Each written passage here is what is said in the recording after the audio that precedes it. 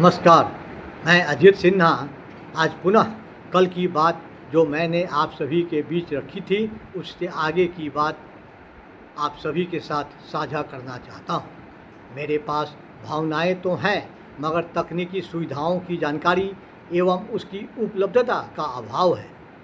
स्वास्थ्य में गिरावट के चलते भी आपके और मेरे बीच की दूरी बढ़ जाती है और मैं सही रूप से समय पर आपके समक्ष उपस्थित नहीं हो पाता हूँ, इसका मुझे अफसोस है। अब मैं मुद्दे पे आता हूँ। मैं किसी समुदाय विशेष का विरोधी नहीं हूँ मगर उन्हें अपना वाजिब हक मिले इसके लिए मेरी कोशिश सदा बनी रहती है। यदि आप सभी का सहयोग मिला तो निश्चित रूप से देश हित में यह एक सकारात्मक पहल होगा। पूरे देश में अनुसूचित जाति एवं अनुसूचित जनजाति दोनों को मिलाकर 131 सांसद हैं। राष्ट्रीय स्तर पर सभी विधानसभा में उनके विधायकों की संख्या 1168 है। राष्ट्रीय स्तर पर भारतीय प्रशासनिक सेवा के कार्यरत अनुसूचित जाति एवं अनुसूचित जनजाति के अधिकारियों की संख्या 679 है तथा उनके भारतीय पुलिस सेवा के अधिकारियों की संख्या भी 522 है।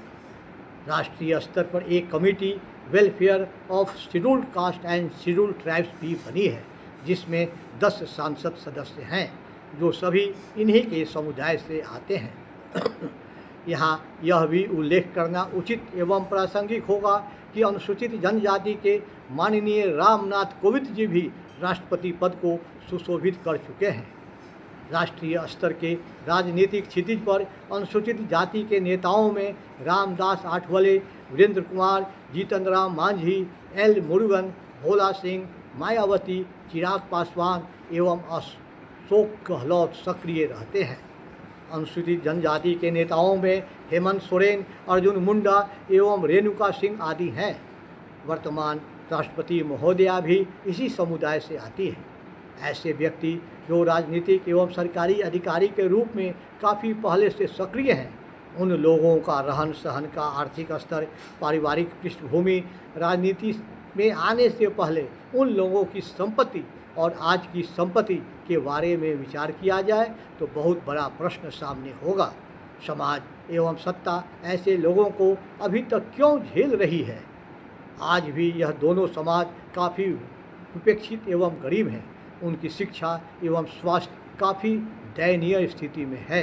इस वर्तमान स्थिति में इस समुदाय को आगे बढ़ाने में क्या हम सभी का योगदान नहीं होगा? क्या हम सभी ऐसे नेताओं एवं अधिकारियों से उन्हीं के समाज के लोगों को आगे बढ़ाने के लिए कुछ त्याग करने का अनुरोध नहीं कर सकते? यह तो स्पष्ट है। आज की तारीख में कोई भी राजनीतिक नेता, चाहे वह किसी भी राजनीतिक पार्टी से आता हो, अपनी आर्थिक स्थिति में थोड़ा भी कटौती पसंद नहीं करता है जो गैर मुनासिब है। उन लोगों का भाषण सुनिए और उनके समाज की स्थिति देखिए तो आश्चर्य होगा। वर्तमान सरकार एवं किसी भी राजनीतिक दल को यह हिम्मत नहीं है कि इसमें संशोधन करे। उनकी सरकार ही गिर जाएगी। सांसदों के वेतन एवं अन्य सुविधाओं पर गौर किया जाए तो अरबों रुपया देश का खर्च हो रहा है जो जनता की गाढ़ी कमाई है। अब तक उनकी स्थिति निश्चित रूप से सुधर गई है तो उनको मिलने वाली सुविधाओं में कटौती कर उन्हीं के समाज के लोगों को यह सुविधा क्यों नहीं प्रदान की जाए? इसके लिए एक विधेयक संसद में क्यों नहीं लाया जाता है? यदि सरकार ऐसी कोशिश करती है तो जनता के बीच उसका समर्थन बढ़ेगा, मगर सरकार को ज़्यादा सत्ता में बने रहने की चिंता है जो काफ़ी दुर्भाग्यपूर्ण है। सरकार चलाने वालों को तो मजबूरी होती है, वह सिर्फ वैसा ही कदम उठाएगी जिससे उनकी सरकार बनी रहे और वे सभी मिलजुल कर मलाई खाते रहें। लेकिन जो सरकार में नहीं है उनका सामाजिक दायित्व तो कुछ बनता है। हम सभी ऐसे लोगों से यह प्रश्न पूछ सकते हैं कि नहीं?